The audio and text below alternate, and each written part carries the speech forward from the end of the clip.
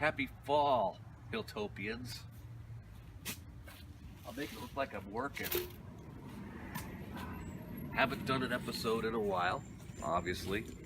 Been doing a lot around the Hilltop Homestead, Hilltop Farms. Starting with our new porch, which is very different from the very first episode of the Hilltopian, along with some nice, exciting design by my wife, Michelle Franklin of Bradley Design Group here in Tacoma.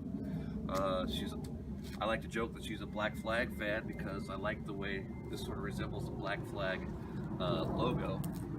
If you don't know Black Flag, I don't need to waste your time. But speaking of very dark colors, this is something new for me to find out about. It's Chinese basil shiso. And we planted a lot of rock roses. This new plant here also, it's called Persicaria, which is new to me. Michelle's introduced this to me, and I kind of find it fascinating. It seems to have alternating good time, bad time this year, but I mean, it's like just the beginning of its life here in this new area, so things are going to take a while to settle. One of the big stars was this red yucca, which, if you would have seen it in bloom, you would have been really amazed. And of course, hummingbirds love it. One of the cool things about it, if the camera girl can get in here real close, these seed pods are pretty, they almost kind of have this nice iridescent quality to them. If you see it in real sunshine, which we do have even in fall here, they're really quite pretty on their own. We're planting more yuccas, agapanthus. We have some basil and other items here. We have the star, what we hope will be the star in years to come, is the gunnera. This will grow to be really huge, take up this whole place if we don't kill it. I've killed I think 2, so this is the best I've ever had any luck with this thing, so I'm excited about that and the future of that.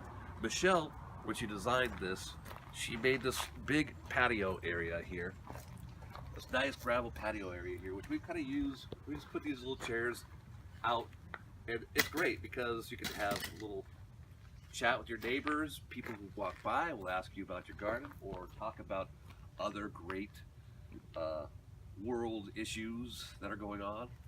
Philosophy, it's great. You'll never know. You'll be surprised who you strike a conversation up with in your front yard if you allow yourself to be in it. One of the nice things, like I said, I mentioned Bradley Design Group, which was kind enough to help us with this project, and Total Grounds Management. Also, they actually performed the actual work for us, thank God, because my back is not as good as it used to be. So we mounted up this area. And we've always wanted to mount it up anyway, but it just tended to also work out financially very well for us, because what we did, this all used to be lawn, is they just dug up the lawn, the sod, and they piled it over there. They actually buried it, dug a hole, buried most of it, but there's still quite a bit. And then we poured some new dirt over the top of it. So because they didn't have to take that material away to the landfill, saved them money, saved us and time, saves us money and time too as well. And all these plantings are, except for we're thinking the palm will probably stay there. You know, we're just trying this out. You know, we're hoping some of this thing takes on some structure, but as things evolve, things always change. Our plans change, our tastes change. We might change it a little bit more, but I'm pretty happy with how it's kind of growing up right now as an idea. One of my exciting new finds is that thing, which my neighbor about 3 doors down, the lady that works for the U.S. Post Office, she gave us this, and it's called cinnamon root, and it's got these big banana-looking leaves. And as far as I know, from what she tells me, is that this will die back but grow up again next year, maybe even more prolific than this year. But I'm pretty happy with this. So it's a tuber, just like ginger root. It kind of grows just like that, and really a cool plant because I keep killing my bananas, and I don't have to take care of this one that much, which is nice. We've had a couple of tragedies in the yard, but some more celebrations. It's the end of the year. I fell back. I didn't do any episodes when the garden was looking prime, but we are excited that we actually got a ginger to bloom this year. This is the end of the bloom, obviously. It's exhausted.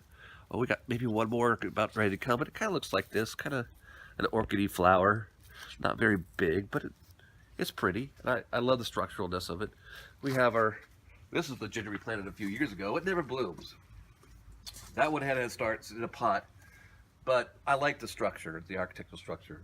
And another exciting thing that happened this year was this yucca, which we've had this from our old house. This comes from our old house, and it never bloomed, but this year it finally bloomed. And I've always been jealous about other people's yuccas blooming because they're amazing blooms, and you can see the amazing structure that they have. They're interesting all on their own.